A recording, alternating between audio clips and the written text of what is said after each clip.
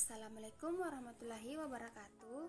Perkenalkan, nama saya Astuti Abdullah dengan NIM 20082014-08. Di sini saya akan menjelaskan sedikit materi mengenai ABK atau anak berkebutuhan khusus. Merawat anak berkebutuhan khusus bukanlah hal yang mudah bagi orang tua manapun. Namun, dengan dukungan, perhatian, dan pendampingan yang tepat, anak berkebutuhan khusus dapat tumbuh menjadi pribadi yang percaya diri dan mandiri. Anak berkebutuhan khusus ini merupakan istilah untuk anak dengan keterbatasan baik secara fisik maupun emosional yang berpengaruh secara signifikan dalam proses tumbuh kembangnya. Hal inilah yang menjadi alasan mereka membutuhkan bantuan dan dukungan ekstra untuk mencapai potensinya. Terlebih dahulu, mari kita mengenal anak berkebutuhan khusus. Anak berkebutuhan khusus meliputi anak yang mengalami gangguan tingkah laku, gangguan spektrum autisme, keterlambatan perkembangan, dan kesulitan belajar. Namun, perlu dipahami bahwa kondisi anak berkebutuhan khusus bukanlah penyakit menular, melainkan dipicu oleh beragam faktor, misalnya keturunan atau cacat dari lahir. Jadi, berinteraksi dengan anak yang memiliki kondisi tersebut tidak akan membawa dampak kepada orang lain, sehingga mereka tetap dapat bersosialisasi dengan orang lain. Adapun jenis-jenis anak berkebutuhan khusus dan karakteristiknya. Yang pertama, autisme. Autisme atau gangguan spektrum autisme didefinisikan sebagai hambatan perkembangan yang memengaruhi kemampuan anak dalam memahami hal-hal di sekitar dan berkomunikasi dengan orang lain, tergantung tingkat keparahan gangguannya. Autisme dapat dikurangi secara signifikan dengan mengikuti program-program yang difokuskan dalam mengajarkan keterampilan-keterampilan dasar yang terhambat dari anak itu, termasuk mengajarkan interaksi sosial, pengaturan diri, dan menjadi pembelajar yang lebih mandiri. Yang kedua, ADHD. Menurut American Psychiatric Association, ADHD atau Attention Deficit or Hyperactive Disorder adalah salah satu gangguan mental yang paling umum menyerang anak-anak. Anak dengan ADHD biasanya memiliki hambatan perkembangan otak yang dapat memengaruhi perhatian dan pengendalian diri, sehingga cenderung lebih sulit untuk menunggu, mendengarkan, dan mengikuti arahan jika dibandingkan dengan anak-anak seusianya. Anak dengan ADHD juga biasanya lebih impulsif, tidak mampu menjaga fokus, hiperaktif, terburu-buru, dan sering membuat kesalahan ceroboh. Jika Anda melihat tanda-tanda ADHD pada anak secara berulang, konsultasikan dengan dokter anak untuk didiagnosis. ADHD dapat diobati dengan kombinasi pengobatan, terapi, dan pendampingan. Yang ketiga, Down Syndrome. Down Syndrome adalah kelainan genetik yang terjadi ketika pembelahan sel menghasilkan salinan ekstra dari kromosom 21, menyebabkan komplikasi dalam perkembangan fisik anak. Ini juga bisa memengaruhi perkembangan kemampuan berpikir dan bernalar, serta bisa menyebabkan kelainan medis termasuk gangguan jantung dan pencernaan. Anak dengan Down Syndrome biasanya juga memiliki keterlambatan berbicara daripada anak-anak yang lainnya. Dengan deteksi dini dan tergantung tingkat keparahan melalui pengobatan dan terapi, anak dengan Down Syndrome dapat mungkin untuk tumbuh secara mandiri di masyarakat. Yang keempat yaitu Cerebral Palsy.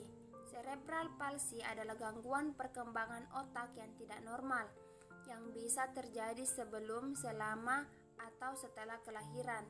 Ini dapat menyebabkan gangguan gerakan tubuh, fleksibilitas anggota badan, postur yang tidak biasa, gerakan yang tidak disengaja, berjalan tidak stabil, atau beberapa kombinasi dari semuanya. Yang kelima yaitu epilepsi. Epilepsi merupakan gangguan neurologis yang memengaruhi sistem saraf pusat yang menghambat sinyal-sinyal yang digunakan untuk mengontrol fungsi tubuh, indera, dan pikiran. Gangguan ini dapat dikontrol dengan konsumsi obat-obatan anti-epilepsi, dan operasi jika diperlukan. Bahkan mungkin ada kesempatan bagi beberapa anak untuk mengatasi epilepsi mereka secara alami, sering dengan bertambahnya usia. Yang keenam, tunanetra. Tunanetra atau dikenal dengan kebutaan adalah gangguan penglihatan sebagian atau total. Anak tunanetra tentu dapat mengalami hambatan dan keterbatasan dalam kemampuan bergerak dan berinteraksi. Yang ketujuh yaitu tunarungu. Tunarungu adalah istilah untuk menggambarkan kondisi anak yang mengalami gangguan pada organ pendengaran yang bisa menyebabkan tidak dapat atau kurang mampu mendengar dengan baik. Hal ini tentu bisa memengaruhi kemampuan anak dalam mengembangkan keterampilan berbicara, bahasa, dan sosial. Anak dengan kebutuhan khusus seperti ini membutuhkan alat bantu dengar, terapi bicara, dan latihan artikulasi untuk membantunya belajar dan berinteraksi. Yang kedelapan yaitu tunagrahita.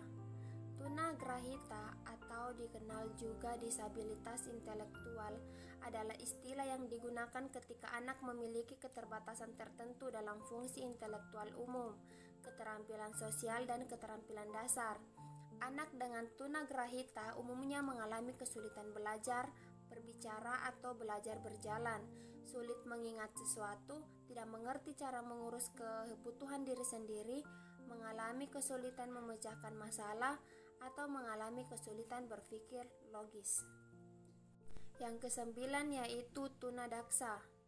Menurut Kementerian Pendidikan dan Kebudayaan, tunadaksa adalah kondisi anak memiliki gangguan gerak akibat kelumpuhan, kelainan bentuk dan fungsi tubuh, atau kelainan anggota gerak. Anak dengan jenis kebutuhan khusus ini sangat mungkin mengalami gangguan psikologis karena kondisi fisik yang dialaminya, seperti tidak memiliki rasa percaya diri dan tidak beradaptasi dengan lingkungan sosialnya.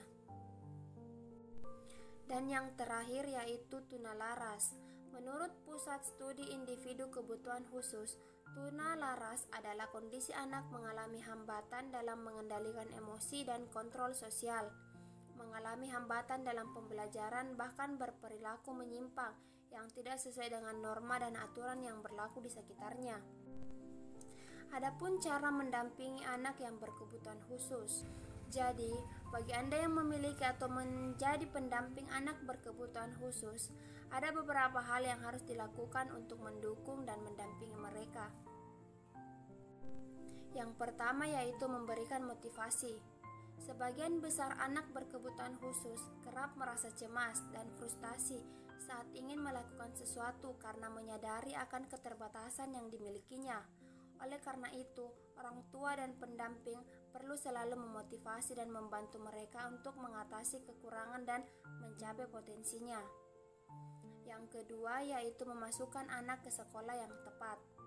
Pendidikan adalah instrumen penting bagi anak-anak, tak terkecuali bagi anak yang berkebutuhan khusus.